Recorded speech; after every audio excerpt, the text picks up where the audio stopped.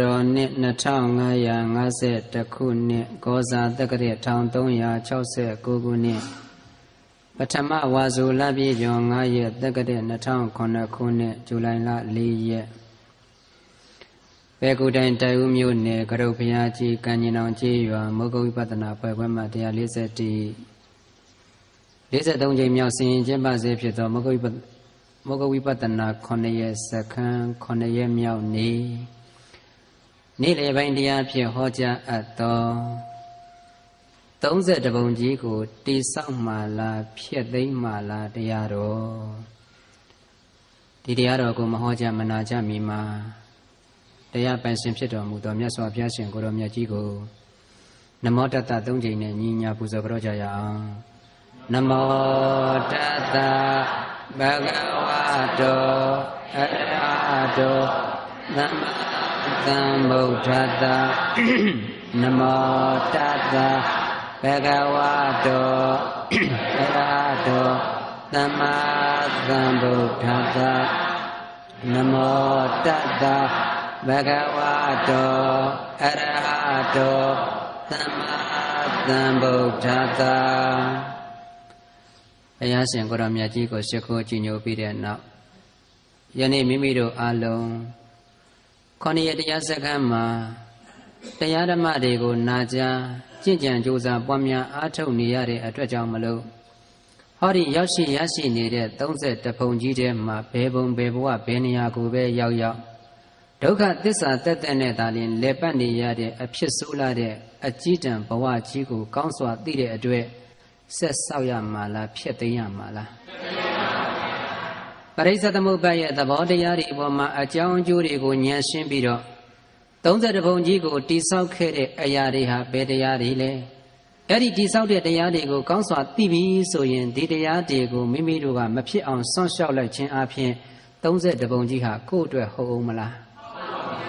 မဟုတ်တော့ရင်တဏ္ဍာကလွတ်မြောက်တဲ့အတွက်နိဗ္ဗာန်ဆိုတာကိုမျက်မှောက်မပြုတ်နိုင်ဘူးလားမိမိတို့အလုံးနိဗ္ဗာန်ကိုအလိုရှိလို့ဘုရားသာသနာနဲ့စုံကိုင်းမှာတရားကောင်းတွေနာရတဲ့အတွက်လွတ်အောင်ကြိုးစားမယ်လို့ဆုံးဖြတ်ချက်ချတဲ့အတိုင်းကိုလွတ်လန်းကျွလန်းလေးတွေရပါစေဆိုတဲ့မေတ္တာစရဏရှိထားပြီးတော့ယနေ့ပရိစ္ဆေသမုပ္ပါဒ်ကြီးရဲ့လေပုံပတ်ပုံဖြစ်လာပုံအဲ့ဒါတွေရဲ့ပြည့်သိမ်းသွားတဲ့သဘောတွေကိုယနေ့ဉာဏ်ရှင်းပြီးတော့နာကြားလိုက်ရတဲ့အပေါ်မှာအသိမြင်လေးကိန်းအောင်ကိုယ့်ရဲ့တန်တန်အပြန်လေးမှာတည်သွားရင်မကောင်းဘူးလားတနေ့တနေ့လုပ်နေရတဲ့အလုပ်တွေဒီဘာတွေလုပ်နေရတယ်ဆိုတာကိုလည်းကွက်ကွက်ကွင်းကွင်းနဲ့မြင်နိုင်ဖို့ရရှိထားတဲ့ဘဝတွေကိုကြည့်လိုက်တဲ့အခါမှာ30ပုံကြီးဟာဟောဒီပစ္စုပန်မှာမရှိဘူးလားရှိပါရဲ့ဗျာအပယ်4ပုံလည်းရှိတယ်လူပုံ1ပုံရှိတယ်နတ်ပြည်6ထပ်ရှိတယ်မြမပြည်20ရှိတယ်အလုံး30ပုံရှိတယ်ဟောဒီနေ့ကွက်က30ပုံကြီးယနေ့ဖြစ်ပေါ်လာတာကိုပြန်ပြီးကြည့်လိုက်ရင်အတိတ်မှာဟောဒီသင်္ခါရတရားတွေကိုဘယ်သူအုပ်ချုပ်ခဲ့လဲဒါမြင်အစတရားဟာအဝိဇ္ဇာအရင်းမြစ်တရားသည်အဝိဇ္ဇာမူလတရားသည်အဝိဇ္ဇာ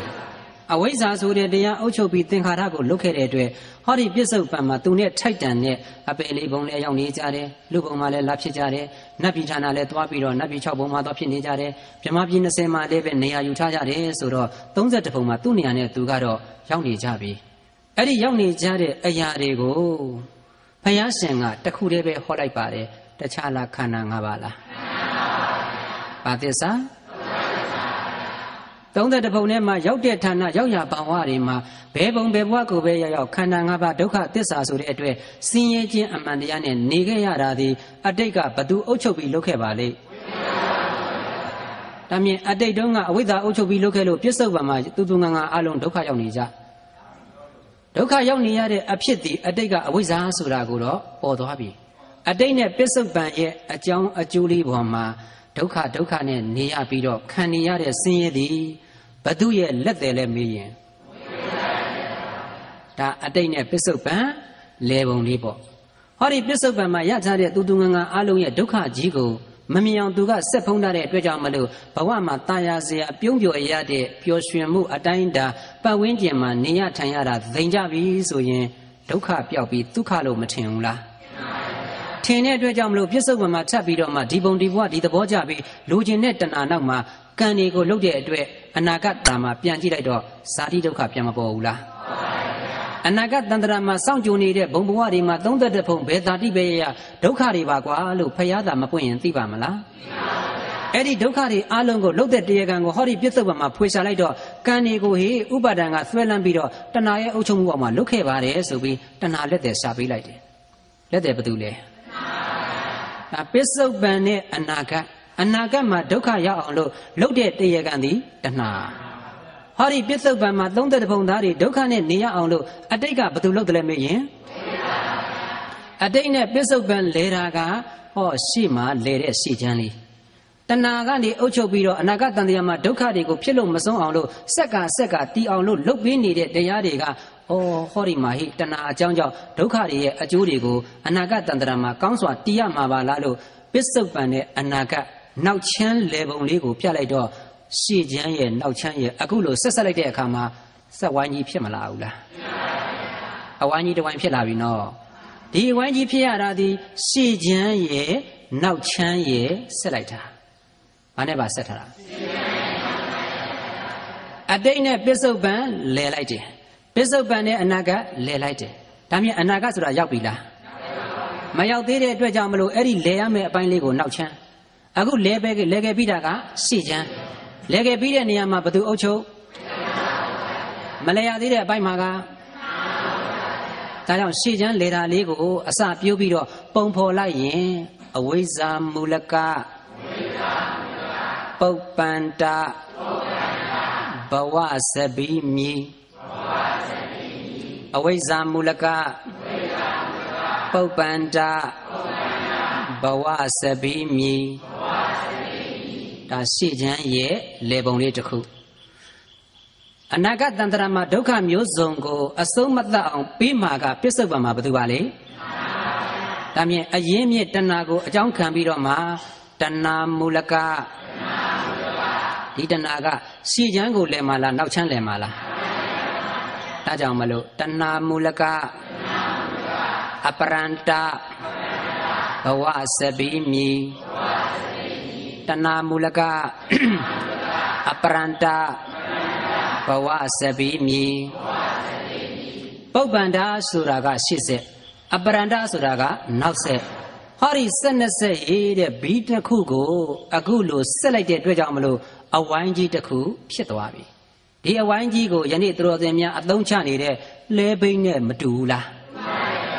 ဒါမြင်လဲဘိန်းနဲ့တူတာကအဝိုင်းကြီးရဲ့သဘောလေးကတော့လဲဘိန်းနဲ့တူသွားပြီလဲဘိန်းမှာက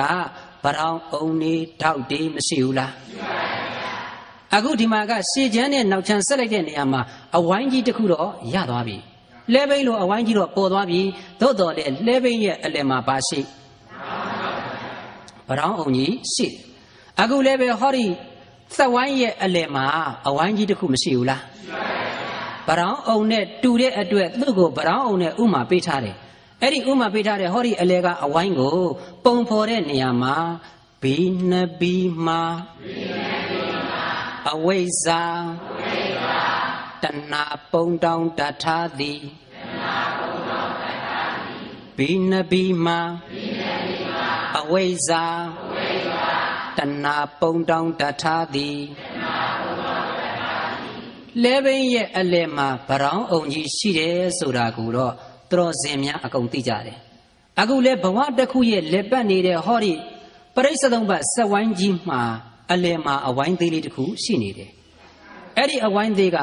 လဲမှာရှိတဲ့ဗရောင်းအုံနဲ့တူတယ်ပုံတောင်းဆိုတာကစာလိုရေးတာဖတ်တော့ဗရောင်းဒါမြင့်ဗရောင်းအုံကိုကြည့်လိုက်တဲ့အခါမှာရှေ့ဆက်ကိုလဲတုံးကအရင်ကအဝိဇ္ဇာ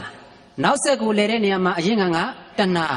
ဒါကြောင့်အဝိဇ္ဇာနဲ့တဏှာဆိုတဲ့အလယ်မှာရှိနေတဲ့တရားနှစ်ပါးရဲ့အတွင်းမှာရှိတဲ့အဝိုင်းလေးကိုဗရောင်းအုံလို့မှတ်လိုက်ဒါဗရောင်းဆိုတာဘယ်တရားနဲ့ဘယ်တရားအဝိဇ္ဇာနဲ့တဏှာဒီလိုဆိုရင်ပရိစ္ဆေသမုပ္ပါဆက်ရကြီးရဲ့တိဆောက်လာတဲ့နေရာမှာအဝိုင်းကြီးတစ်ဝိုင်းရဲ့ဗရောင်းအုံရဲ့ရသွားပြီဒီဗရောင်းအုံကြီးရတော့ဟောအဝိုင်းကြီးတော့ရှိနေပါပြီလဲမှာဘာတွေပါတော့ထောက်တွေပါတယ်အခုလေးပဲဒီမှာကတော့ထောက်ထားတဲ့ထောက်လေးတွေမရှိဘူးလားအဲ့ဒီထောက်တွေကိုပုံဖော်တဲ့နေရာမှာဟောဒီပစ္စုပန်မှာအပယ်လေးပုံကိုကြားတဲ့ပုဂ္ဂိုလ်တွေကမရှိဘူးလား အတိတ်ကအဝိဇ္ဇာအုပ်ချုပ်ပြီးတော့သင်္ခါရမှာဘယ်သင်္ခါရလို့ကြားရတာအပုံညာပိသင်္ခါရပြောလိုက်ပါဒါမြင်အပုံညာပိသင်္ခါရဆိုတဲ့အကုသိုလ်တရားကိုလုပ်ခဲ့တဲ့အတွက်ပစ္စုပန်မှာအပယ်လေးပုံကြီးမဖြစ်ရဘူးလား31ပုံထဲမှာရှိတဲ့အပယ်လေးပုံကြီးကိုဖြစ်လာအောင်တိဆောက်တဲ့နေရာမှာအဝိဇ္ဇာအုပ်ချုပ်ပြီးသင်္ခါရမှာဘယ်သင်္ခါရကတိဆောက်အပုံညာပိသင်္ခါရကြောင့်ယနေ့ပစ္စုပန်မှာအပယ်လေးပုံကြီးပေါ်မလာဘူးလားတခါအဝိဇ္ဇာအုပ်ချုပ်ပြီးတော့ပုံညာပိသင်္ခါရကမလုပ်ဘူးလားပုံညာပိသင်္ခါရလုပ်ပြီးဆိုရင်ဟောဒီပစ္စုပန်မှာလူပုံနတ်ပုံရူပဗြဟ္မာဆိုတာတွေဖြစ်လာမှာပဲဒါမြင်လူပုံကိုရောက်အောင်လူပုံကြီးကိုတိဆောက်တာနတ်ပုံကိုရောက်အောင်နတ်ပုံကြီးကိုတိဆောက်တာရူပဗြဟ္မာကိုရောက်အောင်ရူပဗြဟ္မာကိုတိဆောက်တဲ့နေရာမှာဘယ်သင်္ခါရလဲမေးရင်ပုံညာပိသင်္ခါရဘယ်သင်္ခါရလဲဒါမြင်ပုံညာပိသင်္ခါရကလူပုံကိုလည်းမတိဆောက်ဘူးလားနတ်ဘုံကိုမတိဆောက်ဘူးလားရူပဗြဟ္မာကိုမတိဆောက်ဘူးလားဟောတိဆောက်လိုက်ပြီအဝိဇ္ဇာအုပ်ချုပ်ပြီးတော့အာနင်္ဇာပိသင်္ခါရဆိုတဲ့သင်္ခါရတစ်ခုကမရှိဘူးလားအဲ့ဒီအာနင်္ဇာပိသင်္ခါရကြတော့အရူပဗြဟ္မာကိုရောက်စေသည်ဒါမြင်အရူပဘုံကိုတိဆောက်ထားသည်ဘယ်သင်္ခါရလဲအာနင်္ဇာပိသင်္ခါရဘာသင်္ခါရအာနင်္ဇာပိသင်္ခါရဒါမြင်အာနင်္ဇာပိသင်္ခါရကအရူပဘုံကိုတိဆောက်တယ်ပုံညာပိသင်္ခါရကလူပုံနတ်ပုံရူပဗြဟ္မာကိုတိဆောက်တယ်အပုံညာပိသင်္ခါရကအပယ်၄ပါးကိုတိဆောက်တယ်ဒါမြင်30ပုံကြီးကိုတိဆောက်တာတခြားလားသင်္ခါရလားသင်္ခါရအဲ့တော့သင်္ခါရဆိုတဲ့တရားတွေကိုအခုပုံဖော်တော့မယ်30ပုံကြီးကိုဖြစ်အောင်လို့လုပ်ပြီးတဲ့အဲ့ဒီသင်္ခါရတရားမှာဘယ်နှမျိုးရှိပြောကြည့်ပါဦးပုံညာပိသင်္ခါရအပုံညာပိသင်္ခါရအာနင်္ဇာပိသင်္ခါရသင်္ခါရ3မျိုးအဲ့ဒီသင်္ခါရ3မျိုးကိုအခုတော်စင်များနားလည်အောင်ဟောဒီပရိစ္ဆေသုံးပါးစက်ဝိုင်းကြီးထဲမှာအဝိုင်းကြီးတစ်ဝိုင်းကလည်းရထားပြီးရှေ့ချမ်းနောက်ချမ်းဆက်လိုက်တာဟောအလဲမှာလည်းဗရောင်းငါရှိနေပြီးအရင်မူလနှစ်ပါးဖြစ်တဲ့အဝိဇ္ဇာနဲ့တဏှာဟောဓာတ်တွေကထည့်ရတော့မှာဒါကြောင့်မလို့ပုံညာအာနင်္ဇာသုံးဝဓာတ်တတ်သည်ပုံညာအာနင်္ဇာသုံးဝဓာတ်တတ်သည်ပုံညာအာနင်္ဇာသုံးဝဓာတ်တတ်သည်အခုဓာတ်ဆိုတာကိုပြောလိုက်ပြီစက်ဝိုင်းကြီးထဲမှာဗရောင်းအုံနဲ့တွဲဆက်ပြီးတော့ဓာတ်လေးတွေကိုတက်ပြီးတဲ့နေရာမှာမိမိတို့လက်ဘိတ်မှာတော့တက်သားဓာတ်တွေပေါ့အခုပရိစ္ဆေသမစက်ဝိုင်းမှာကြတော့ဓာတ်ဆိုတာဒီသင်္ခါရတရားဘာတရားလဲသင်္ခါရဘယ်နှမျိုးကြည့်တော့ပုံညာပိသင်္ခါရအပုံညာပိသင်္ခါရအာနင်္ဇာပိသင်္ခါရသင်္ခါရ3မျိုးဖြစ်တဲ့အတွက်ဓာတ်ကလည်းဘယ်နှမျိုးဖြစ်ရမယ်ဒီမှာကဘယ်နှခုသင်္ခါရ3မျိုးကိုဓာတ်လို့ပြောထားတယ်ရှိရမှာကဓာတ်က3ချောင်းနဲ့ရှိရမှာဟောဓာတ်က4ချောင်းဖြစ်နေတယ်အဲ့ဒီ4ချောင်းဖြစ်နေတဲ့အတွက်ကြောင့်မလို့မိမိတို့ဟောဒီ30ပုံကြီးဖြစ်လာအောင်လို့ဒီဓာတ်တွေတက်ရင်သေချာပေါက်ဖြစ်မှာပဲဓာတ်မတက်ရင်တော့ဖြစ်เสียအကြောင်းမရှိဘူးဒီဓာတ်တွေကိုတက်တဲ့နေရာမှာအပယ်4ပုံကိုတိဆောက်တာဘယ်သင်္ခါရဓာတ်အပုံညာပိသင်္ခါရဓာတ်ဒါကြောင့်မလို့အကုစေတနာစနေဟာအပုံညာပိမြည်အကုစေတနာစနေဟာအပုံညာပိမြည်အပုံညာပိသင်္ခါရဓာတ်ဆိုတာကအကုသိုလ်စိတ်12ပါးမှာရှင်တဲ့စေတနာ12ခုအဲ့ဒီအကုသိုလ်စိတ်12ခုမှာရှင်တဲ့စေတနာတွေကိုယ်တန်တန်ကိန်းရင်အပယ်4ပုံကိုတိဆောက်သည်အကုသိုလ်ဓာတ်ကိုတတ်တဲ့ပုဂ္ဂိုလ်ဘယ်ကိုတိဆောက်လောဘတွေဖြစ်နေရင်ဘယ်ကိုတိဆောက်ဒေါသတွေဖြစ်နေရင်သူများကိုမကောင်းကြံရင်အတင်းဖြစ်နေပြောနေရင်ဒါမြင်တနေ့ဘာလုပ်နေကြအပုံညာပိသင်္ခါရဓာတ်လေးတစ်ချောင်းဖြစ်လာပြီဆိုတာနဲ့အပယ်လေးပုံကိုတိဆောက်လိုက်ပြီ ဒါမြင်တောက်တစ်ချောင်းတော့မပေါ်လာဘူးလားအပယ်လေးပုံကိုတိဆောက်တဲ့တောက်တော့ပေါ်လာပြီတခါပုံညာပိသင်္ခါရသည်လူဖြစ်စေတယ်နတ်ဖြစ်စေတယ်ရူပပြမဖြစ်စေတယ်လို့မပြောဘူးလားဒါကြောင့်မလို့ပုံညာပိသင်္ခါရကိုဖော်လိုက်ရင်မဟာကုစေရူကုစေခေါ်လေပုံညာပိမဟာကုစေ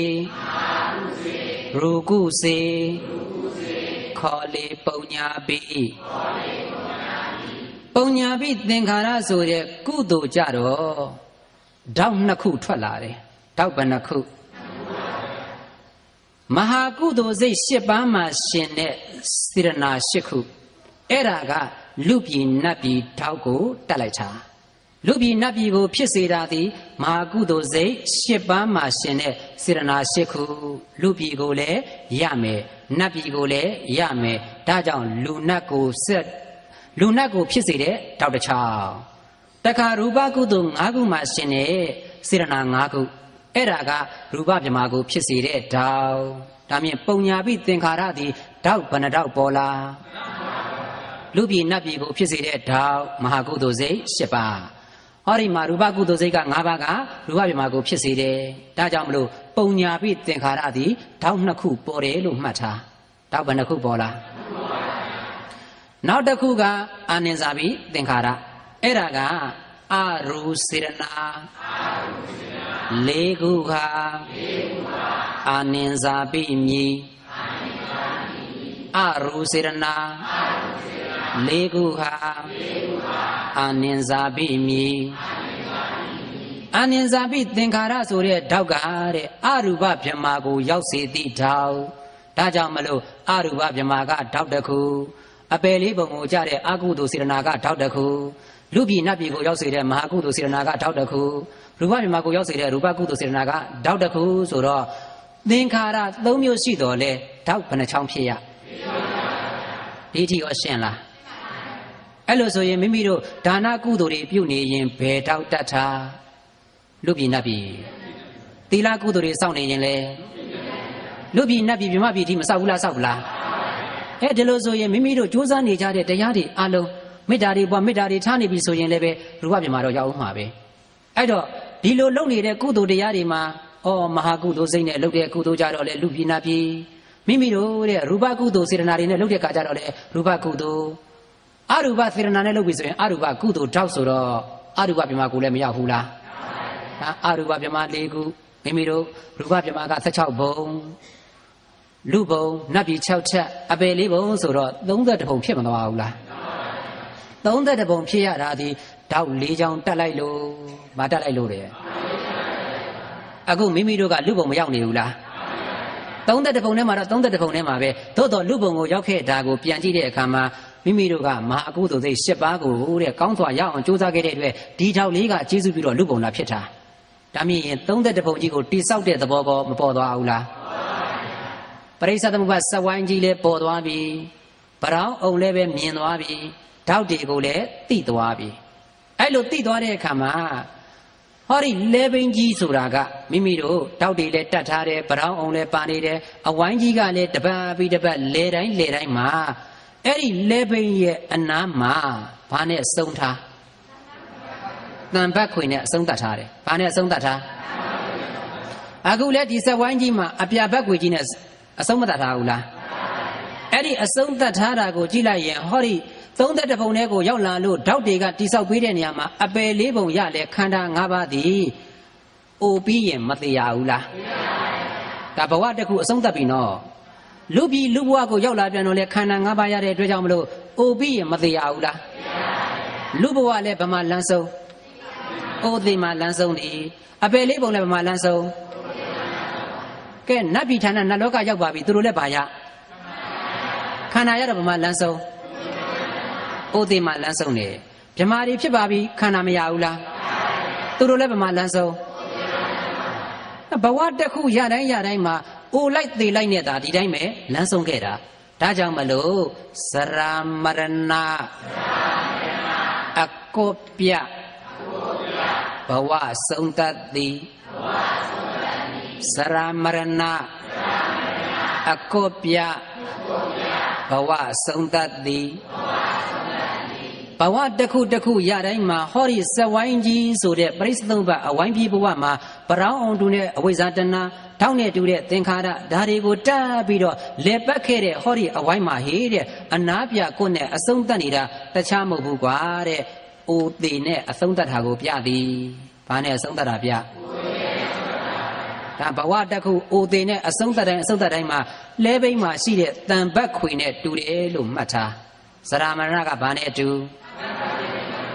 ဒါလဲဘိန်းမှာအဆုံးတတ်တဲ့တရားသည်တန်ဘက်ခွေဖြစ်တယ်လို့ဘဝတစ်ခုမှာအဆုံးတတ်တာဘယ်သူနဲ့ဘယ်သူလဲစရမရဏဒီစရမရဏကအဆုံးတတ်ပြီးတော့ဒုက္ခသစ္စာနဲ့ဟောဒီမှာအဆုံးတတ်ပင်မဲ့ယနေ့ဒုက္ခလို့မသိတာကဘယ်သူပါလဲအဝိဇ္ဇာပစ္စယသင်္ခါရပစ္စယကဲသုံးသက်တဲ့ပုံနဲ့ပြန်ရောက်လာဘူးလားရောက်လာတဲ့ခန္ဓာပါသစ္စာမသိတော့မလို့ခြင်းဘူးလားလိုခြင်းတော့ဆွဲလန်းတော့အာထုတ်တော့ရရှိပြန်ပြီဇာတိဒုက္ခအဲ့ဒါလိုနဲ့မလဲဘူးလားလဲခဲ့လားဒီလိုလဲတာကအလိုလိုလဲနေရတာမဟုတ်ပါလဲမှလည်းပဲအလိုလိုလဲလို့ရပါမလားသူတို့လဲနိုင်ဖို့အတွက်ဘာရှိရမယ်ဝင်ရိုးရှိရမယ်လဲမှဝင်ရိုးမတတ်ထားဘူးလားအဲ့ဒီလဲဝင်ရိုးတက်လိုက်ပြီဆိုလဲဘိန်းလေးကဟေးလဲမနေဘူးလားမွတ်နေအောင်လဲနေတာအခုလည်းပဲအတိတ်ပစ္စုပန်အနာဂတ်အတိတ်ပစ္စုပန်အနာဂတ်နဲ့သုံးဘဝမှာသုံးကာလနဲ့မိမိတို့မလဲဘူးလားလဲနေတာတပတ်ပြီးတပတ်လဲနေလိုက်ကြတာအဲ့လိုလဲနေတာဒီဘာကြောင့်လဲမေးတော့ဟောဒီမျက်စိနားလည်ရကိုယ်စိတ်ဆိုတဲ့တာရဏမရှိဘူးလားအစင်းအတန်အနတ်ရတာတွေ့ထိစရာကြံတွေ့စရာဆိုတဲ့အာယုံ6ပါးကောမရှိဘူးလားမြင်သမျှအစင်းအာယုံလေးနဲ့တွေ့ပြီဆိုရင်ဒီကာမဂုဏ်အာယုံပေါ်မှာအလိုကြတော့လေတဏှာအလိုမကြတော့လေဒေါသကြားကြသမျှအာယုံလေးတွေပေါ်မှာအတန်လေးတွေတာယာသွားရင်လေဒီကာမဂုဏ်အာယုံပေါ်မှာသဘောကျတဲ့လောဘကောမလာဘူးလားမကြိုက်ပြန်ရင်လေဒေါသမလာဘူးလား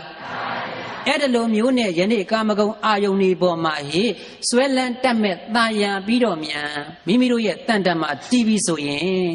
အဲ့ဒါကိုကာမတဝဝင်ရိုးလှဲ့မယ်လို့နားလည်လိုက်ပါဘာဝင်ရိုးငါးပြန်အာယုန်ကာမဂုဏ်ပေါ်မှာတာယာတက်မဲ့နေရင်ကာမတဝဝင်ရိုးကခင်တယ်ဆွဲလန်းတယ်အာထုတ်တယ်ဒီဘက်မှာလာပြီးတော့ခန္ဓာဒုက္ခမပေါ်ဘူးလားပေါ်အောင်မလားမလဲဘူးလားလဲ့မလားအဲ့ဒီလိုလှည့်သွားတာကကာမတဝဝင်ယောကမြင်သမျှအာယုံကိုခင်ရင်ကြားသမျှအာယုံကိုခင်ရင်လဲမှာပဲအဲ့ဒီမြင်သမျှအာယုံလေးပေါ်မှာဘသူပဲဝါလို့တတ်မှတ်လိုက်ရင်ဒိဋ္ဌာတဝဝင်ယောကလှည့်မယ်ငါကောင်သူကောင်ပုဂ္ဂိုလ်တ attva လို့ထင်ရင်လဲဒိဋ္ဌာတဝဝင်ယောကလှည့်မယ်ငါသားငါသမီးလို့ထင်ရင်လည်းပဲဘယ်ဝင်ယောလှည့်မယ်ဒါမြင်ဒိဋ္ဌာတဝဝင်ယောကမရှိဘူးလားငါးပြအာယုံကာမဂုဏ်ကိုမလွတ်အလွတ်မပေးဘဲနဲ့ဟောဒီမှာတဏှာနဲ့သိမ့်ပိုက်နေရင်လေကာမတဝဝင်ယောကမလှည့်ဘူးလားဘုံဘဝတွေပေါ်မှာတာယာတက်မဲ့ပြီးတော့ဘဝကောင်းသားရေးဆိုပြီးတော့အဲ့ဒီဘဝတွေပေါ်မှာတာယာတက်မဲ့တဲ့တဏှာကောမရှိဘူးလားဘဝတဝဝင်ရိုးလဲလှဲ့မယ်ဘာတဝအဲ့ဒီလိုလဲနေရတာဒီသိလို့လားမသိလို့လားမသိတာကအဝိဇ္ဇာတဝဝင်ရိုးလဲလှဲ့မယ်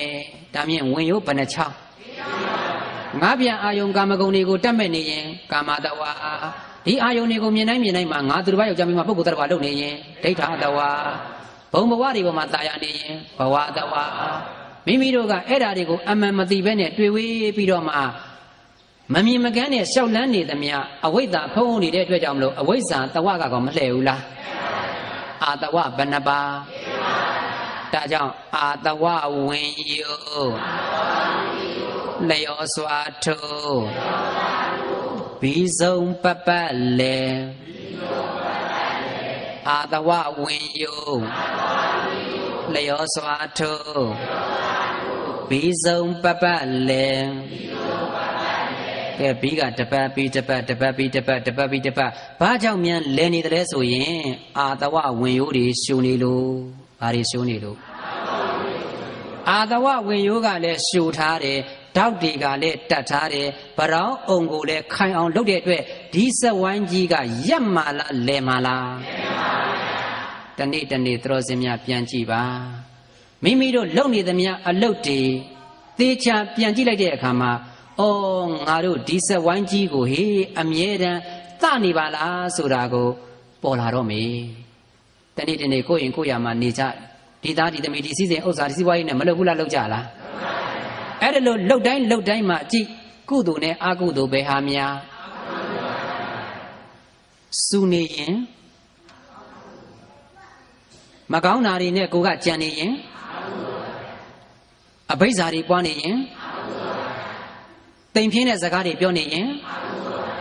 အဲ့ဒါလို့အကုသိုလ်ဓာတ်တွေကိုလည်းကျိုးမှအစိုးလို့အလဲလဲလုပ်ပြီးမတတ်ဘူးလားမိကောင်းသွေကောင်းလေးနဲ့တွေ့လို့တဲ့ကိုကနေပြီးတော့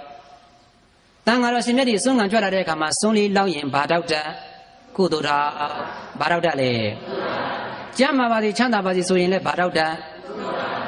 ကဲဒီတောက်ကောမိမိတို့ကချိုးဖို့ကြိုးစားတာလားတတ်နေတာလားမြင်သမျှအာယုန်တွေပေါ်မှာအလိုမကျရင်ကိုကကိုသားကိုသမီးတွေကိုပြောလို့ဆိုလို့မရလို့စူဆဲနေရင်အကုသိုလ်တောက်တတ်နေတာ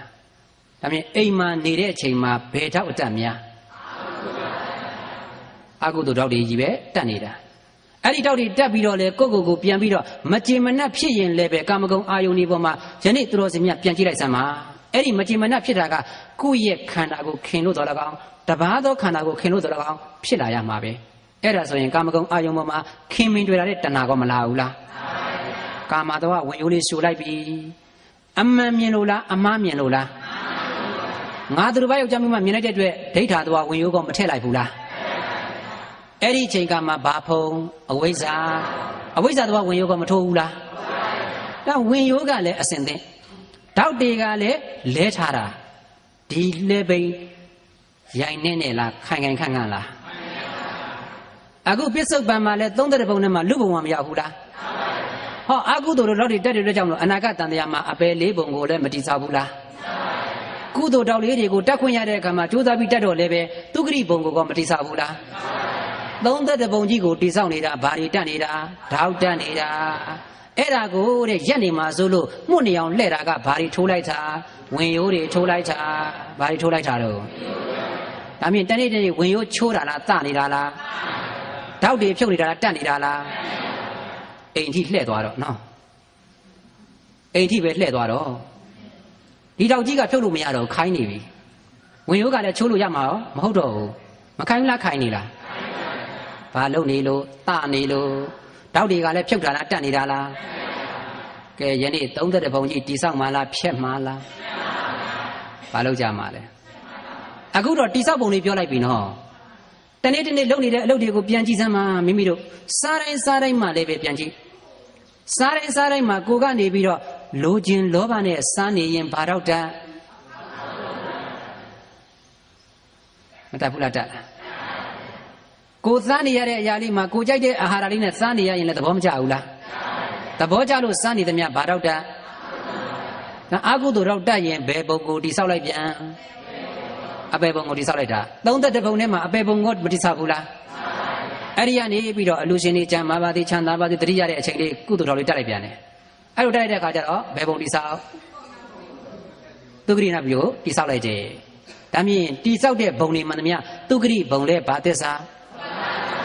အပေလေးဘုံလဲဘာသစ္စာလူကျင်နာကဒုက္ခလားနိဗ္ဗာန်လား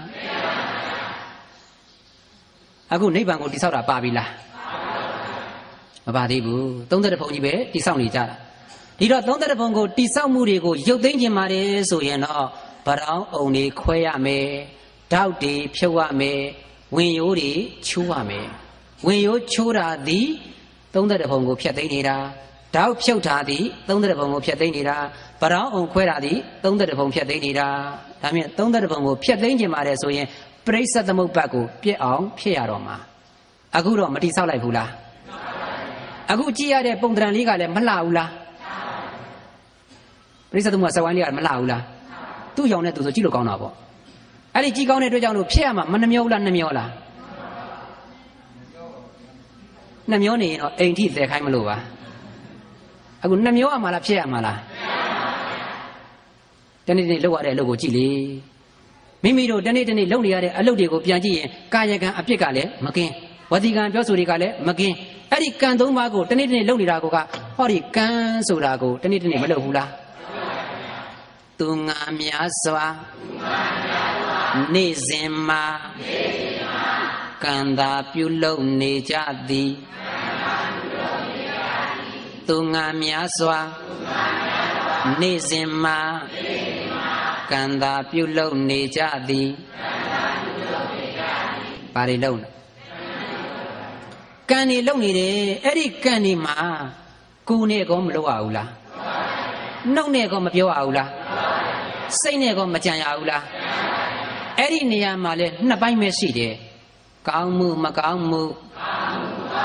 အလုစုကံဟုခေါ်လေသည်ကောင်းတာကိုကိုယ်နဲ့လုပ်လေကံမကောင်းတာကိုကိုယ်နဲ့လုပ်လေကံဒါမြင်တနေ့တနေ့ကောင်းတာလည်းမလုပ်ဘူးလားမကောင်းတာလည်းမလုပ်ဘူးလားဒီ9ရက်စက္ကန့်မှာကိုယ်ကာယလေးတွေကိုပြန်ကြည့်စမ်းလှုပ်ရှားတဲ့အမူအရာလေးတွေမှာကောင်းလားမကောင်းဘူးလားကောင်းနေတယ်တရားလေးနှလုံးသွင်းပြီးတော့လုပ်နေတဲ့လှုပ်ရှားတဲ့အမူအရာတွေကာယကံတွေကောင်းနေကြပါတယ်ဝစီကံလည်းပဲတနေ့တနေ့ပြောနေရတာမကောင်းဘူးလားတရားနဲ့ဆက်ဆိုင်တာကြီးပြောနေရတဲ့အတွက်အပြောကလည်းပဲကောင်းနေပါတယ်အဲ့ဒီနေရာမှာလဲနှုတ်နဲ့ပတ်သက်ပြီးပြောလိုက်တဲ့နေရာမှာကောင်းမှုမကောင်းမှု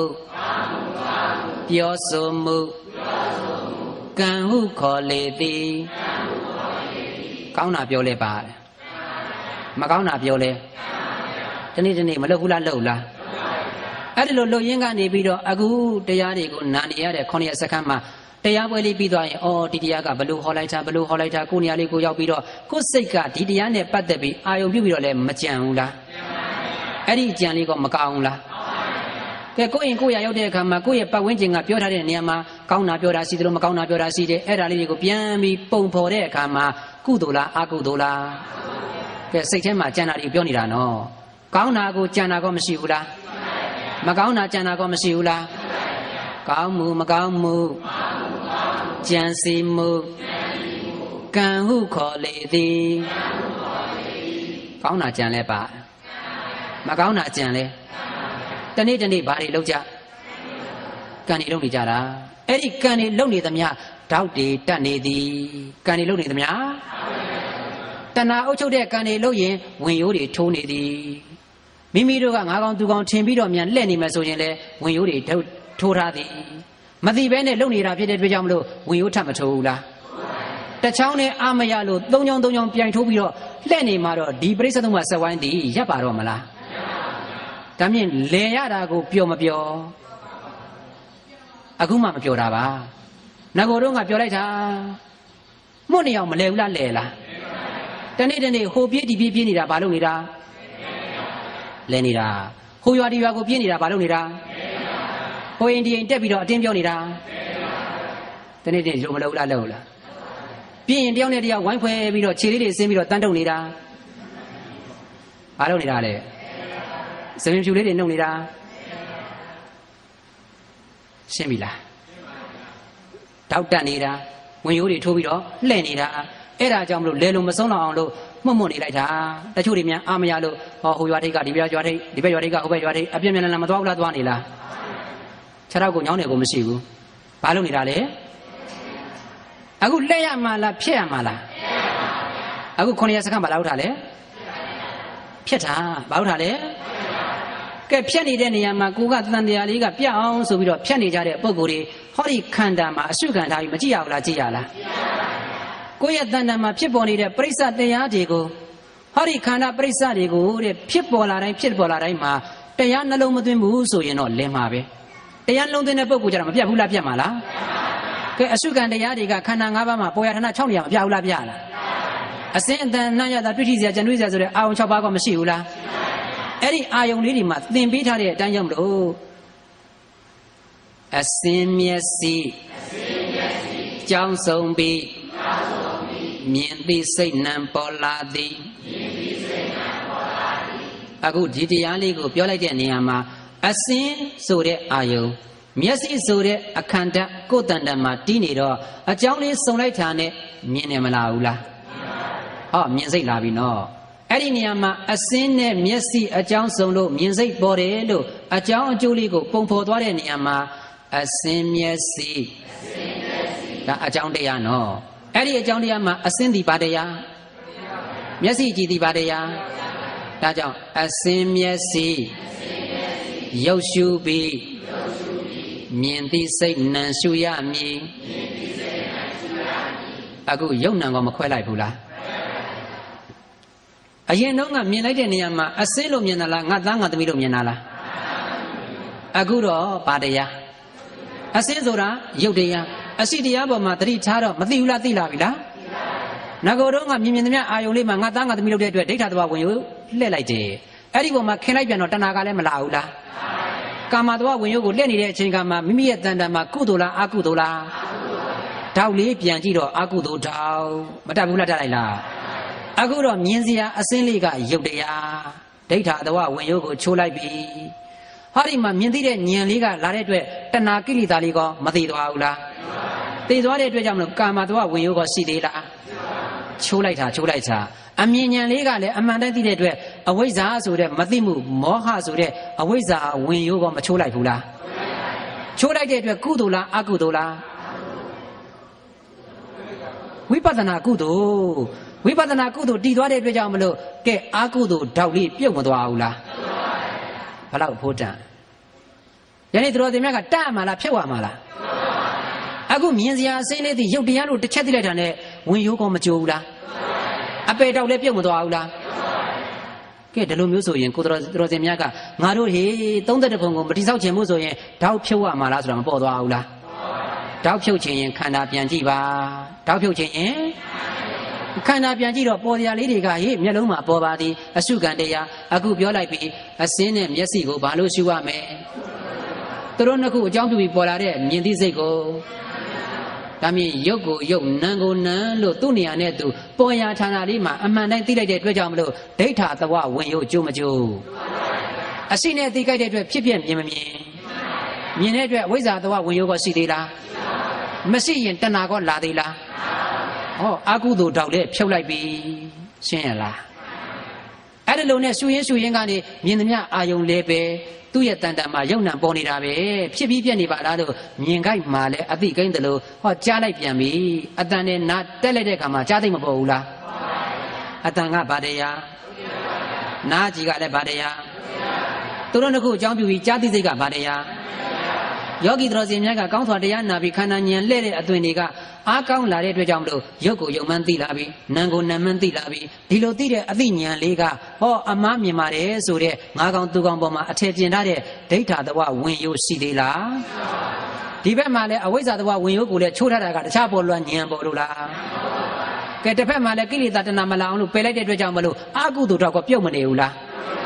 ကာမသဝဝင်ရိုးကမကျိုးနေဘူးလားအဲ့ဒါလို့ဝင်ရိုးကိုချိုးထားခြင်းအပြင်ပရိစ္ဆေသုံးပါလဲလို့ရသေးလားအပယ်တောက်ကိုဖြုတ်လိုက်ခြင်းအပြင်အပယ်၄ပါးကိုတိဆောက်เสียကလိုသေးလားဒါလို့ကြိုးစားရင်းနဲ့ရှုလိုက်တာယုံနာနေမှာပေါ်ရဌာန6နေရာမှာဘယ်ယုတ်ဘယ်နာမဲပေါ်အရှုခံတရားပါလားလို့နှလုံးသွင်းဆင်ခြင်ပြီးတော့ပုဂ္ဂိုလ်တ attva စိတ်သုံးတဲ့အမြင်နဲ့ကြိုးစားနှလုံးသွင်းလိုက်တော့ဖြစ်ပြက်လဲစုံရောသောတာပန်မတည်ဘူးလားဖြစ်ပြက်ဆုံးရင်ဘာတည်မယ်သောတာပန်တည်မယ်အဲ့တော့သောတာပန်တည်တယ်ဆိုကြတဲ့ကဒီပုဂ္ဂိုလ်ရဲ့တန်တန်မှာကြည့်နော်အပယ်၄ပုံတောက်ကြီးပြုတ်သွားပြီဘာတော့ပြုတ်သွားလဲအပယ်၄ပုံတောက်ပြုတ်ရတာဒီဘာကြောင့်လဲမေးရင်ကိုယ့်ရဲ့တန်တန်မှာအရှုခံနဲ့အရှုညာတက်ပြီးသောတာပန်တည်သွားလို့ဆိုတော့ဒိဋ္ဌသဝဝင်ရိုးတစ်ချောင်းမကျိုးသွားဘူးလားအပယ်၄ပုံတောက်တစ်ခုလည်းပြုတ်မသွားဘူးလားဒါမြင်အပယ်၄ပုံတန်တရာပြတ်သွားပြီဘာပြတ်သွားလဲ31ဘုံကိုတဖြည်းဖြည်းနဲ့ဖျက်သိမ်းလာတာငကိုတော့ငါတိဆောက်မိခဲ့ပါတယ်အခုတော့တဖြည်းဖြည်းနဲ့ဖျက်သိမ်းလာတာမိမိတို့ရဲ့တန်တန်မှာအရှုခံနဲ့အရှုညာကောင်းစွာတက်ပြီဆိုရင်တော့31ဘုံထဲမှာရှေးဥစွာဘယ်ဘုံကိုဖျက်သိမ်းဟောဒီတောက်၄တောက်မှာဘယ်တောက်ကိုဖျက်အာကုသိုလ်တောက်ကိုဖြုတ်ချလိုက်ပြီဝင်ရိုးကလည်းဘယ်ဝင်ရိုးကိုချိုးဒိဋ္ဌသဝဝင်ရိုးဘာဝင်ရိုးတော့တောက်ကဘယ်တောက်ပြုတ်31ဘုံထဲမှာဘယ်ဘုံဖြစ်သိမ်းသွားဒီတိုင်းထားလို့လားရှုလို့လားဒီနေရာမှာရှုတဲ့နေရာမှာလဲသဘောပေါက်စေခြင်းပါတယ်သဘောပေါက်စေခြင်းတဲ့အတွက်ရှုတဲ့နေရာမှာဘယ်လိုတရားမျိုးကိုဘယ်လိုနှလုံးသွင်းပြီးရှုရမယ်ဆိုတာကိုလည်းပဲကာလကအတိတ်အကြောင်းကိုပြန်ပြောင်းပြီးတော့လည်းပဲတချို့တွေမှာဖြစ်ပေါ်ခဲ့ပြီးတဲ့အာယုန်တွေကိုအာယုန်ပြုတ်ပြီးတော့မငြိမ်းချမ်းလောက်အောင်ကိုလည်းပဲဒုက္ခတွေမရောက်ကြဘူးလားမရောက်သေးတဲ့အရာကိုအာယုံပြုတ်ပြီးတော့လည်းပဲကိုယ့်ရဲ့တန်တန်မှာလောင်မြိုက်မှုတွေမခံရဘူးလား Pesa bama pore dia ko mati lo le Malaya ula.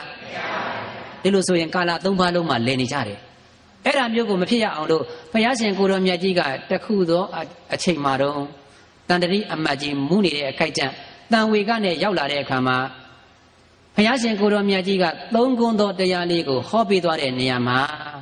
ဆိုအတိတ်ဇတ်ကြောင်းခန္ဓာဟောင်းပြန်ပြောင်းဆွဲယူမပူနဲ့ပထမသတိပေးလိုက်တယ်နော်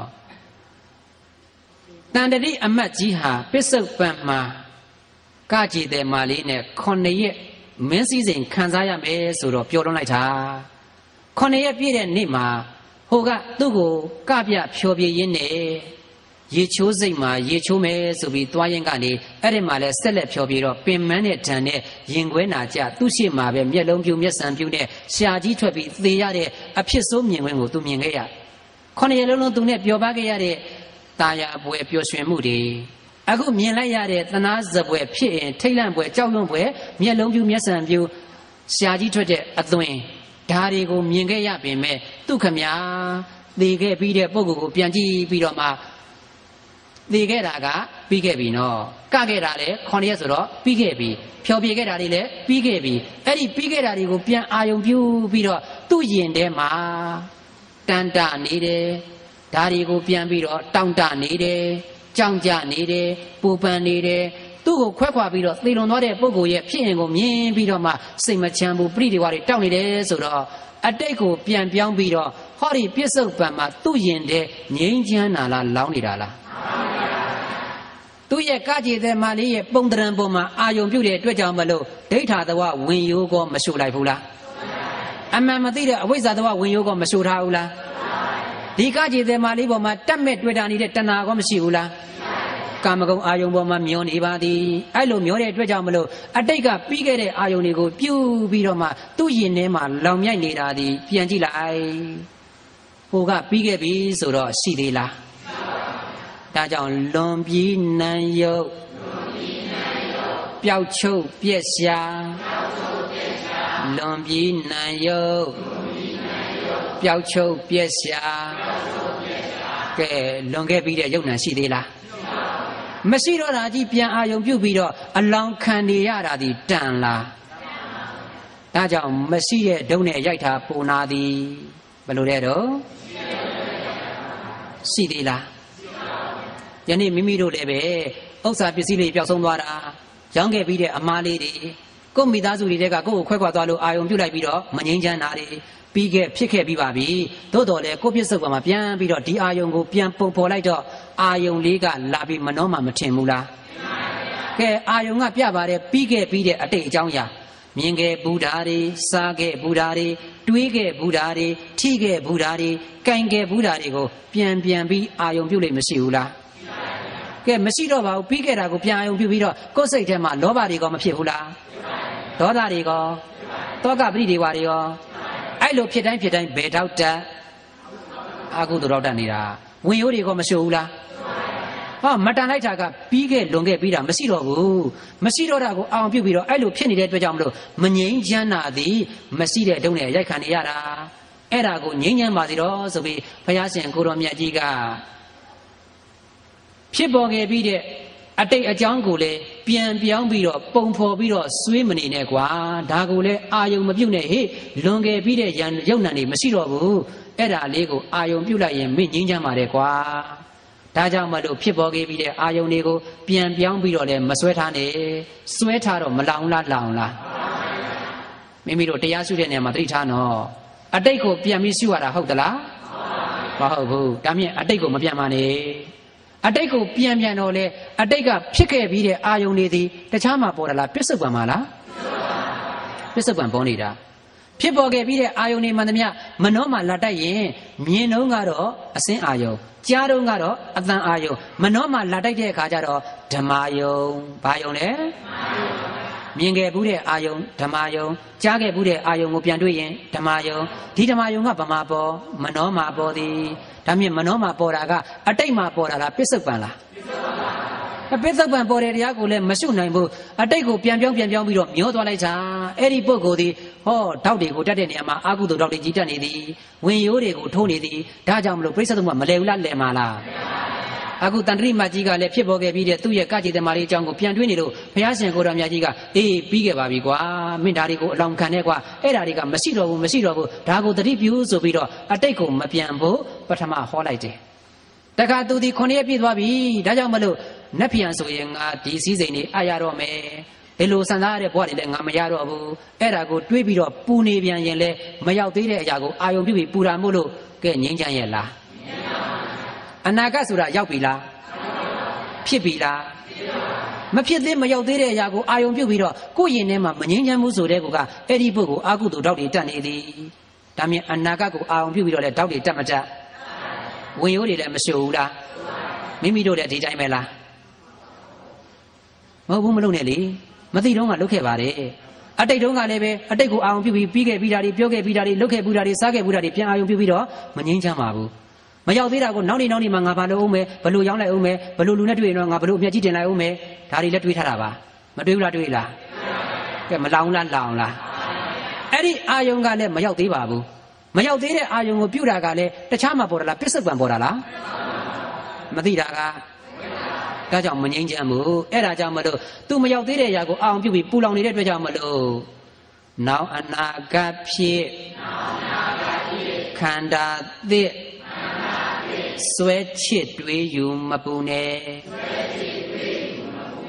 မဖြစ်သေးတဲ့အရာကိုလည်းမင်းတောင့်တအာယုံပြုပြီးတော့ပူမနေနဲ့လို့သတိပေးလိုက်တာအနာဂတ်ဆိုတာရောက်ပြီလားဒါကြောင့်အနာဂတဖြစ်ကြမလားဖြစ်ပြီလားရောက်လာပြီလားအဲ့ဒါတခြားလားအနာဂတလားအနာဂတ်ဆိုတာရောက်မလာသေးဘူးဖြစ်မလာသေးဘူးဒါကြောင့်မရောက်သေးမဖြစ်သေးတဲ့အာယုန်တွေကိုပြုတ်ပြီးတော့လဲမင်းမပူနဲ့ကွာဒီအာယုန်တွေကိုမင်းဆွဲထားပြီးတော့လဲပူပန်မနေနဲ့ကွာလို့ဘုရားကဒုတိယအချက်သတိမပေးဘူးလားဖြစ်ပေါ်ပြီးတဲ့အာယုန်ကိုလည်းပဲပြန်ပြောင်းပြီးတော့ဒုက္ခတွေမများစီနဲ့မရောက်သေးတဲ့အရာကိုအာယုံပြုပြီးတော့လည်းမပူနဲ့တောက်တွေတတ်တာမင်းလျှော့တော့ဝင်ရိုးတွေလှဲ့နေတာတွေကိုလည်းမင်းလျှော့တော့သတိပေးနေတာကဲပစ္စုပန်မှာကြတော့လည်းပဲပေါ်လာတဲ့အာယုံလေးကိုအလဲဖြစ်ညာခန္ဓာငါစွဲထားတွေးယူမပူနဲ့အလဲဖြစ်ညာခန္ဓာငါစွဲထားတွေးယူမပူနဲ့ကဲမြင်လိုက်တဲ့ခန္ဓာမှာမြင်ခန္ဓာမပေါ်ဘူးလားအတိတ်အာယုံလေးကိုစားခဲ့ဘူးတာလေးအာယုံပြလိုက်တဲ့ဓမ္မယုံမနှောမှမထင်ဘူးလားတခြားမှာပေါ်တာလားပစ္စုပန်ပေါ်တာလားနောက်နေ့မရောက်သေးတဲ့အကြောင်းအရာလေးကိုတွေးပြီးတော့လည်းပဲအာယုံထဲမှာလာပြီးတော့မနှောမှထင်ရင်လည်းပဲပစ္စုပန်မပေါ်ဘူးလားအဲ့ဒီပေါ်တဲ့အကြောင်းအရာလေးကိုလောဘနဲ့တွေးနေပြီးတော့လောဘနောက်ကိုလိုက်ပြီးဟောမနှောကန်တဲ့ကြံစီနေရင်တောက်တတ်တာဝင်ရိုးတွေတနေတာမှန်ရဲ့လားအဲ့ဒါပစ္စုပန်မှာပေါ်နေတဲ့တရားလေးကိုပြန်ကြည့်ရင်တွေးတယ်ဆိုတာတခြားလားဝိညာဉ်နဲ့ခန္ဓာလားကဲဝိညာဉ်နဲ့ခန္ဓာကငါလားသူလားခန္ဓာလားဟောခန္ဓာလို့သိလိုက်ရင်ဒိဋ္ဌာတော်ဝင်ရိုးကျိုးသွားပြီဒီဘက်မှာခင်တဲ့တဏှာလည်းမလားအဝိဇ္ဇာတော်လည်းကျိုးဆိုတော့တောက်တတ်သေးလားအခုပေါ်လာတဲ့ခန္ဓာ၅ပါးပစ္စုပန်မှာပေါ်နေတာတဲ့အဲ့ဒါကိုများမိမိတို့ကမရှုနိုင်မဲနဲ့အလေပြညာခန္ဓာငါစွဲထားမယ်ဆိုရင်တဏှာအထိသွားတော့မယ်ဥပါဒဏ်ထိသွားတော့မယ်ကံအထိသွားတော့မယ်အဲ့လိုသွားရင်တောက်မတတ်ဘူးလားဝင်ရိုးကမလှဘူးလားဒီလိုဆိုရင်အလေဖြစ်လာတဲ့ခန္ဓာငါကိုမရှုခဲ့ရင်ဘာတတ်တာဘာတွေနဲ့လှည့်နေတာဝင်ရိုးတွေနဲ့လှည့်နေတာရှင်းရလားကဲတနေ့ဖြုတ်လာတတ်လားဝင်ရိုးတွေချိုးလာတတ်လားအခု9ရက်ကဘာလို့ချိုးနေတာဖြုတ်နေတာအခုတော်တော်ပြုတ်ပြီလားဘယ်လောက်ထိပြုတ်၄ချောင်းလုံးခိုင်နေသည်ပြုတ်လားခိုင်နေလားခိုင်နေသေးတယ်ဝိပဿနာဉာဏ်လေးရရင်တော့ဒီဘဝတော့အပယ်လေးပါးတောက်လေးဖြုတ်လို့ရသေးတယ်ဝိပဿနာဉာဏ်ဆိုတာကဖြစ်ပျက်ကိုဉာဏ်နဲ့မြင်တာတော့မိမိတို့ကဖြစ်ပျက်ဆိုရင်စိတ်ထဲကလိုက်ဖြစ်ပျက်ဟောကိုကခန္ဓာလေးကပေါ်တယ်လှုပ်ခနဲ့ပြီးသွားပြီတဏှာကနာကနေကြည့်လိုက်တယ်မြင်တော့မြင်သားအဲ့လိုပြီးသွားတဲ့အခါကျမှသတိရပြီဖြစ်ပြဲမလှုပ်လိုက်လားပရိစိတ်တလို့ပေါ့နော်အဲ့လိုလှုပ်နေမယ်ဆိုရင်ဒီပုဂ္ဂိုလ်ဒီတောက်ဖြုတ်တာတော့ဖြုတ်တာပဲပြုတ်လားအလွဲချော်ဖြစ်နေတယ်ကဲမပြုတ်ချင်ဘူးလား ပြုတ်ချင်ဉာဏ်မြင်တဲ့ကြိုးစားဘာနဲ့ကြိုးစားရမလဲဒါကြောင့်တော်စင်မြတ်ရှုတဲ့နေရာမှာသတိပေးထားပါတယ်နိစ္စဒိဋ္ဌိမဖြစ်စေဖို့နဲ့အဘာဝပညာလွတ်ဖို့ဘယ်လိုလဲနိစ္စဒိဋ္ဌိမဖြစ်ဖို့နဲ့အဘာဝပညာလွတ်ဖို့အခုတရားရှုနေကြတဲ့ခန္ဓာမှာပြနေတဲ့တရားတွေမှာဘယ်အချိန်မှာထင်ရှားသိတာလဲမေးရင်နာရာလေးတွေအစဉ်တန်းတဲ့အချိန်အဆိုင်ခဲလို့ဖြစ်နေတဲ့ခဏပညာတွေလွှမ်းနေတဲ့အချိန်အဲ့ဒီကြရင်တရားရှုကြပြီတရားရှုတဲ့အခါကျတော့ဒီနာရာကမိမိရဲ့တန်တမှာဆက်ကပေါ်နေတော့ရှုတဲ့နေရာမှာအပြက်ကိုထင်ရှားစွာမြင်လားမမြင်တဲ့အတွက်ကြောင့်တော်စင်မြတ်ကဘလို့ကြီးလဲမေးအိုးရှုရတာကတစ်ချိန်လုံးငါ့ကိုနာနေလိုက်တာတဲ့ပြက်ကိုမပြက်ဘူးပျောက်ကိုမပျောက်ဘူးမပြောလားမပြက်မပျောက်တာလားမမြင်တာလားမမြင်တာကိုပဲမပြက်မပျောက်ဘူးလို့ပြောတယ်အဲ့လိုပြောပြီးတော့သူ့စိတ်ထဲကဘလို့ရှုလဲမေးတော့အဲ့ဒါကြီးကြည့်ပြီးတော့ဖြစ်ပြရွတ်နေသည်မရွတ်ဘူးလားရွတ်လားစိတ်ထဲကတော့ထင်နေတာကဘလို့ထင်လဲမေးတော့ပျောက်ကိုမပျောက်နိုင်ဘူးပြက်ကိုမပြက်နိုင်ဘူးနာတာကြီးကတစ်ချိန်လုံးပဲဟောစိတ်ထဲကလည်းဒီလိုပြောတယ်ကဲတစ်ဖက်ကလည်းဘာလို့လဲမေးတော့ဖြစ်ပြယထာကြီးဂျုံကျဲနဲ့မောင်းနေတယ်လို့ပေါ့ဟုတ်လားလုံးပြီသေးလားမညာနဲ့နော်တရားမှာ99.9လောက်ကအဲ့လိုဖြစ်နေတာဒါပွိုင်1လေးတေချာထားသေးတာအဲ့တော့တေချာပြန်ကြည့်တဲ့အခါမှာအဲ့ဒီလိုမျိုးအရွတ်နဲ့သွားနေတဲ့ပုံကိုယ်တွေအတော်များတယ်အဲ့လိုသွားနေပြီဆိုရင်ကိုယ်စိတ်ထဲကလည်းမပြောင်းနိုင်ဘူးမပြည့်နိုင်ဘူးတစ်ချိန်လုံးကိုနာနေတာပဲလို့လည်းဆွဲယူထားတယ်အဲ့လိုဆိုရင်ဒီပုဂ္ဂိုလ်ဒီမပြောင်းပြက်ဘူးလို့ယူထားတဲ့အတွက်ကြောင့်မလို့မမြဲတဲ့တရားပေါ်မှာမြဲတယ်လို့မမြင်နေဘူးလားအနိစ္စလို့မြင်လားနိစ္စလို့မြင်နေလားနိစ္စလို့မြင်နေတယ်အဲ့ဒီမြင်နေတဲ့ကြားထဲကနေဖြစ်ပြနဲ့ရွတ်နေတယ်အဲ့ဒါလို့ရှုနေတဲ့ပုဂ္ဂိုလ်မျိုးကိုသေချာပြန်ကြည့်အမြင်ကတကယ်လည်းမမြင်ပဲနဲ့အရွတ်နဲ့သွားပြီးတစ်ချိန်လုံးလည်းပဲနာလိုက်တာပျောက်ကုန်ပျောက်နိုင်ဘူးလို့စိတ်ထဲကလည်းဖြစ်နေတဲ့သားနဲ့အဲ့ဒါလို့ဒိဋ္ဌိအစွဲနဲ့ရှုနေတဲ့ပုဂ္ဂိုလ်မျိုးကိုနိစ္စဒိဋ္ဌိလို့ပြောပါတယ်။ဘာဒိဋ္ဌိတုံးတရားရပါမလားတောက်ပြုတ်ပါမလားမပြုတ်ဘူးလားမေးတော့လေဖြုတ်နေတယ်ဘာကြောင့်မပြုတ်လဲဆိုတာနိစ္စဒိဋ္ဌိဖြစ်ရင်လည်းမပြုတ်ပါအဘာဝပညာဖြစ်ပုံကိုပြောအောင်မယ်မိမိတို့တရားရှုတဲ့အခါမှာကဲနာတာကပြတယ်တဏှာပြီးတဏှာပြသွားတယ်အဲ့ဒါလေးကဖျားဆိုပျောက်သွားပြီးတော့တခါကိုယ့်ရဲ့ခန္ဓာကိုယ်မှာတဏှာကနေပြီးတော့မှတက်တောင့်တလေးနဲ့ပြနေတာကိုအဲ့ဒါလေးကိုကြည့်ပြီးတော့မှခုနနာတာလေးကိုပြန်သတိရတယ်ဟာမရှိတော့ဘူးပျောက်သွားပြီဆိုပြီးတော့သတိရတဲ့အခါမှာပြန်ရှုလိုက်တာဟိုကပျောက်ခဲ့တာကကြာသွားပြီနော်အဲ့လိုကြာပြီးတော့မှဖြစ်ပြလို့သတိပြန်ရပြီးမှရှုတာကောမရှိဘူးလားတချို့ကြတော့လည်းပဲဒီနေရာကလှုပ်သွားတယ်သိလိုက်တယ်တနေရာကနားသွားတယ်သိလိုက်တယ်တနေရာကကျင်းသွားတယ်သိလိုက်တယ်ဟိုလိုက်သိဒီလိုက်သိနဲ့သိပြီးတော့မှဖြတ်ခနဲ့သတိရတော့ဖြစ်ပြီးပြတ်သွားပါလားမြင်လားမေးတော့ဟိုကပြက်ခဲ့တာကမကြာဘူးလားကြာပြီလားဟာကိုကတရင်တို့မှာဖြစ်ပြအဲ့လိုလှုပ်တဲ့ပုဂ္ဂိုလ်များသည်အဘာဝပညာမရှိတော့တာကြီးကိုပြန်ပြီးအာယုံပြုတ်ပြီးတော့မှဖြစ်ပြလှုပ်နေတာတကယ်လည်းမမြင်မဲနဲ့အဲ့လိုရှုနေရင်အဘာဝပညာကိုရှုနေသည်ဒီတော့ဖြုတ်တာပြုတ်ပါမလားအတိတ်ကိုလည်းမပြန်မှန်နဲ့တော့အနာဂတ်ကိုလည်းမမျောနဲ့တော့ပစ္စုပန်ပေါ်တဲ့တရားကိုလည်းဆွဲမထားနဲ့အဲ့ဒါလေးရဲ့သဘောကိုဉာဏ်မြင်ကိမ့်မှသာလျှင်ယနေ့တော်စင်များကတောက်ဖြုတ်နည်းသိမယ်ဝင်ရိုးချုံနည်းသိမယ်အခုပြောလိုက်ပြီနိစ္စဒိဋ္ဌိဘာကြောင့်ဖြစ်တယ်ဆိုတာပေါ်ပြီလားအဘာဝပညာဘယ်လိုဖြစ်တယ်ဆိုတာနားလည်ပြီလားသိကြသွားပြီနော်သိကြပြီလားအဲ့လိုဆိုရင်ဟောဒီပြစ္ဆုတ်ဘုံမှာဖြစ်နေတဲ့တရားတွေဒီငါလားသူလားယုံနဲ့နံလားပြစ္ဆုတ်ဘုံမှာဖြစ်နေတဲ့တရားကယုံနဲ့နံအဲ့ဒီပြစ္ဆုတ်ဘုံဖြစ်နေတဲ့ယုံနံတရားဒီပင်ဖြစ်ပြီးကြလားပြက်နေတာလားဖြစ်စေယုံနံပစ္စုပန်ဖြစ်ဟံပြက်မှုရှုပွားကွယ်ဒီစကားအရေးကြီးလို့သေချာမှတ်ပါဖြစ်စေယုံနံဆိုတာကအခုခန္ဓာမှာအခုအတန်လေးတွေမပေါ်ဘူးလားကဲပေါ်လိုက်တဲ့အခါမှာတသံပြီးတသံပေါ်လိုက်ပြက်လိုက်မပြဘူးလားတခြားလားပြစ္ဆုတ်ပန်လားအခုပြောနေတဲ့အတန်လေးပေါ်တယ်နားမှာတိုက်တယ်မကြဘူးလားကဲနောက်မှကြားတာလားခုကြားလိုက်တာလားခုပြစ္ဆုတ်ပန်ဖြစ်ဘူးလားဖြစ်လားပြစ္ဆုတ်ပန်မှာဖြစ်နေတဲ့တရားသည်အတန်ကဘာတရားကြားသိစိတ်ကဘာတရား ယုတ်နဲ့နံဗမာဖြစ်ပစ္စုပန်မှာဖြစ်နေသည်ဒါကြောင့်ဖြစ်စေယုတ်နံပစ္စုပန်ဖြစ်ဟန်ပြည့်မှုရှုပွားကွယ်အခုပစ္စုပန်မှာအတန်လေးမပေါ်ဘူးလားပေါ်လာတဲ့ပစ္စုပန်ဖြစ်လာတဲ့အတန်လေးဒီကြည့်လိုက်စမ်းမှရှိသေးလားဖြစ်ပြီးတော့ဒီအတန်လေးပေါ်မှာကမကြားလိုက်ဘူးလားအဲ့ဒီကြားသိစိတ်လေးလည်းပဲကြည့်လိုက်စမ်းမှရှိသေးလားဒါကြောင့်ပစ္စုပန်ဖြစ်နေတဲ့ယုတ်နံလေးဒီပင်ကြည့်လိုက်တိုင်းဂုဖြစ်ဂုပြက်နေတာမှန်ကောမှန်ရလားအဲ့ဒါလို့ရှုနိုင်ပြီဆိုရင်အရှုခံနဲ့ရှုညာမတည့်သွားဘူးလားတဲ့သွားတဲ့အတွက်ကြောင့်မလို့အမှန်ကိုမြင်တော့ယုတ်နံကိုသိတော့ဒိဋ္ဌာတဝဝင်ကိုကျိုးပြီဟောဒီယုတ်နံရဲ့အပြက်ကိုမြင်တဲ့အတွက်တဏှာသေးသည်အဝိဇ္ဇာချုပ်နေတယ်ဆိုတော့ဝင်ယိုးတွေလည်းတစရာလိုသေးလားချိုးပလိုက်ပြီတောက်ကလည်းပဲအပယ်လေးပါးတောက်ကြီးပြုတ်မသွားဘူးလားအဲ့ဒါလိုနဲ့ကြိုးစားရင်းနဲ့ပြောခဲ့တဲ့အတိုင်းဖြစ်ပြဆုံးတော့သောတာပန်တီတဲ့ပုဂ္ဂိုလ်ဒီဟောဒီတောက်လေးချောင်းထဲမှာတောက်တစ်ချောင်းဖြုတ်လိုက်တဲ့အပယ်တောက်ဒီတောက်ပြုတ်သွားပြီနော်အပုံညာပြီးသင်္ခါရတော့ရှိသေးလားအပယ်လေးပုံတိဆောက်ထားတဲ့ကြီးကပြတ်သိမ်းသွားဘူးလားပြတ်သိမ်းသွားပြီဒိဋ္ဌာသွားဝင်ယိုးကမချိုးသွားဘူးလားဒီလိုဆိုရင်ဝင်ယိုး၃ချောင်းကြံသေးတယ်ဝင်ယိုး၃ချောင်းကြံသေးတယ်လို့သုခရိပုံကမကြံသေးဘူးလားသုခရိပုံနဲ့ခန္ဓာ၅ပါးဗာသစ္စာဝင်ယိုးတွေရှိရင်မလှည့်ဘူးလားလှည့်မှာလားကဲဗရောင်းအောင်လဲကွဲပြီလား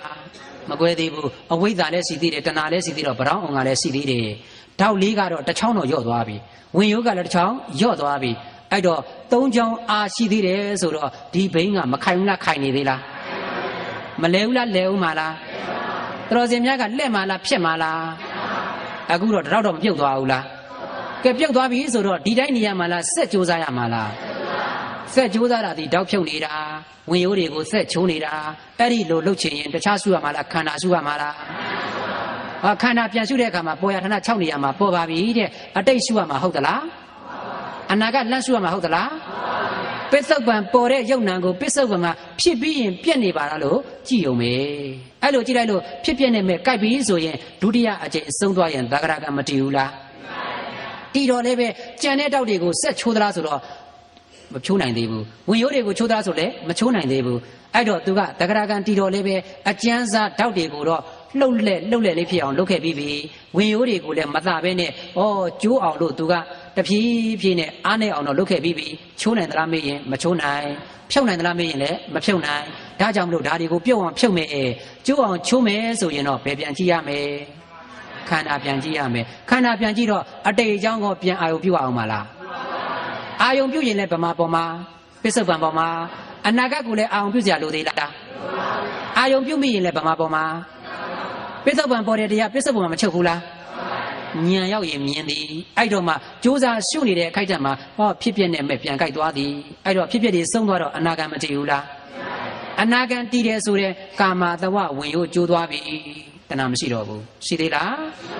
ကာမတဝဝင်ရိုးကျိုးသွားပြီအဲ့လိုကျိုးသွားတဲ့ကြောင့်မလို့လူပြည်နတ်ပြည်ပြန်လာစရာမလိုတဲ့အတွက်လူနတ်တောက်လည်းပြုတ်သွားပြီဘာတော့ပြုတ်သွားဒါမြင်တောက်နှစ်ချောင်းပြုတ်မသွားဘူးလားဝင်ရိုးနှစ်ချောင်းကိုကျိုးမသွားဘူးလားဗရောင်းအုံမှာလဲတဏှာလေးတစ်ချမ်းတော့ပဲ့သွားပြီမပဲ့ဘူးလားပဲ့သွားပြီလားတောက်နှစ်ချောင်းကြံသေးတယ်မကြံဘူးလားဝေယိုးကလည်းကြံသေးတယ်အဲ့ဒီကြံတဲ့အတွက်ကြောင့်မလို့မလဲဘူးလားလဲဦးမှာလားယနေ့တော်စင်များက30ဘုံမှာကြည့်လိုက်ပါတဲ့ဗြဟ္မဘုံတော့ကြံသေးသည်30ဘုံမှာအပယ်လေးဘုံလည်းမရှိတော့ဘူးလူဘုံလည်းမရှိတော့ဘူးနတ်ပြည်6ထပ်လည်းမရှိတော့ဘူးဘုံတွေတော်များကောမဖြစ်သိမ့်လိုက်ဘူးလားဗြဟ္မဘုံပဲကြံတော့တယ်အဲ့ဒီဘုံမှာပျော်ခြင်းလားဆက်ဖြစ်ရမှာလားဘာသစ္စာမို့လို့အဲ့တော့ဒီတိုင်းနေရမှာလားခန္ဓာပြန်ရှုရမှာလားခန္ဓာပြန်ရှုတော့ပြစ္ဆုတ်မှာပြောတာကဘာနဲ့ပါယုံနဲ့နာယုတ်ကလည်းဖြစ်ပြီးတော့နာကလည်းဖြစ်ပြီးတော့တခြားမှာလားပြစ္ဆုတ်ပံမှာလားဒါကြောင့်ဖြစ်စေယုံနံပြစ္ဆုတ်ပံဖြစ်ရန်ပြည့်မှုရှုပွားခွဲဆိုတာအလကားပြောနေတာမဟုတ်ဘူးဖြစ်နေတဲ့တရားလေးပြက်သွားတာကိုဉာဏ်လေးနဲ့လိုက်ကွာအဲ့တော့ဖြစ်တွေကိုပြန်ပြီးကြည့်တော့အမြင်လဲစုံသွားရောလေးမဲ့လေးဖို့ကြတဲ့အတွက်ကြောင့်မလို့အဝိဇ္ဇာသဝဝင်ရိုးလဲကျိုးသွားပြီဘဝသဝဝင်ရိုးလဲကျိုးသွားပြီကြံတဲ့ဓာတ်တွေလဲပြုတ်သွားပြီအဝိဇ္ဇာနဲ့တဏှာမှမရှိရင်ဗရောင်းအုံငေါရှိသေးလားကဲဗရောင်းအုံငေါမကွဲသွားဘူးလားဘယ်ဓာတ်ကြံသေးလဲဓာတ်တွေလဲအကုန်ပြုတ်သွားပြီဝင်ရိုးကကြံသေးလားဝင်ရိုးတွေလဲအကုန်ကျိုးသွားပြီဒါကြောင့်မလို့တန်ត្រာမှာခန္ဓာရသေးလားခ ခန္ဓာမရတော့ဇရာမရဏဆိုတဲ့ဘဝအဆုံးသတ်ကိုရှိသေးလားတန်ဘက်ကိုလည်းပြတ်သွားပြီမပြတ်သွားဘူးလားဗာမြန်းကြံသေးတော့ပရိစ္ဆေသမုပ္ပါဒ်ကြီးပြတ်သွားပြီတဲ့နှမျောနေသေးလားကဲဒီတိုင်းဖြတ်တာကိုယနေ့အိမ်ပြန်ရောက်တဲ့တိုင်အောင်ကိုကနေပြီးတော့မှဆက်လက်ပြီးတော့နှလုံးသွင်းပြီးထိန်းထားမယ်ဆိုရင်ပရိစ္ဆေသမုပ္ပါဒ်မပြတ်ဘူးလားပြတ်မှာလားအခုစက်နီးလည်းပြတယ်တီဆောင်နီးလည်းပြတယ်ပြတ်ပုံဖြတ်ပုံလည်းပြတယ်ဖြုတ်ပုံချိုးပုံလည်းပြဘူးလားပြလိုက်လားအဲ့လိုပြတာကိုယနေ့တော်စင်များကကောင်းစွာသဘောပေါက်ပြီးတော့မှဝင်ရိုးတွေကိုချိုးမယ်သုံးသက်ပုံကိုမတိဆောက်တော့ဘူးဆိုရင်တန္တရာကမလွတ်ဘူးလားအိမ်ပြန်ရောက်ရင်လည်းဒီတိုင်းဆက်ရမှာနော်အိမ်ပြန်ရောက်ရင်လည်းဘာလုပ်ရမှာလဲဒီတိုင်းဆက်ရမယ်ဆိုတာကပရိစ္ဆေသမုပ္ပါဒ်ဆောက်ခိုင်းတာဟုတ်လားပရိစ္ဆေသမုပ္ပါဒ်လက်ခိုင်းတာဟုတ်လားတောက်တွေတက်ခိုင်းတာဟုတ်သလားအိမ်ပြန်ရောက်လို့ကိုသားသမီးလေးကိုဆိုရင်ဘာလုပ်နေတာတောက်တက်နေတာဘာလုပ်နေတာလဲပြောမရဆိုမရဘူးဆိုခောက်လိုက်ရင်ကဲခောက်အောင်မလားစုအောင်မလားငေါ့အောင်မလားတေချာသွားပြီပေါ့နော်အဲ့ဒါဆိုဓာတ်မဖြုတ်ဘူးလားဖြုတ်လိုက်ပြီလားဓာတ်ဖြုတ်လိုက်ပြီအဲ့လိုဓာတ်ဖြုတ်လိုက်တော့ဩငါလူချမ်းသာလေးတော့လိုချင်သေးတယ်လိုချင်သေးရင်ဘာလုပ်တာလိုချင်တာလားဒုက္ခသစ္စာမဟုတ်ဘူးလားဟုတ်လားလူချမ်းသာကိုမလိုချင်ဘူးဆိုဓာတ်ဖြုတ်လို့မရဘူးလားရမလားအဲ့လိုဆိုရင်ကိုကတပိုင်းတစ်စဖြုတ်ရမှာလားအပိတိုင်ဖြုတ်ရမှာလားလူချမ်းသာမကောင်းလို့နတ်ချမ်းသာလိုချင်သေးတယ်ဆိုရင်လည်းဗာတက်လိုက်တာနတ်ချမ်းသာတဲ့ဒုက္ခသစ္စာလို့သိပြီးတော့မလိုချင်တော့ဘူးဆိုရင်ဓာတ်မဖြုတ်ဘူးလားဖြုတ်လိုက်လားဗြဟ္မသီတိတော့စံကျင်သေးတယ်ဆိုရင်ဒါလည်းပဲဒုက္ခသစ္စာကအလိုမရှိပါဘူးလို့ကြိုးစားလိုက်ရင်ကဲဖြုတ်မှာလားတက်မှာလားတိဆောက်မှာလားဖြတ်မှာလားအေးကြိုက်တာကိုသာအသုံးချပြီးတော့ပြက်အောင်ဖြစ်စေခြင်းပါသည်ပြက်အောင်ဖြစ်ကြပါလို့တိုက်တွန်းရင်းနဲ့တရားပွဲကိုအချိန်စီသွားတဲ့အတွက်သာလူသုံးညင်ခေါ်တော်လိုက်ကြရအောင်